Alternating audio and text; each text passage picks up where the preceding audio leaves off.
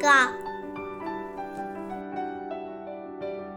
നിങ്ങൾക്ക് ഈ വീഡിയോ ഇഷ്ടപ്പെട്ടെങ്കിൽ തീർച്ചയായും ലൈക്ക് ചെയ്യാനും ഷെയർ ചെയ്യാനും സബ്സ്ക്രൈബ് ചെയ്യാനും മറക്കരുതേ.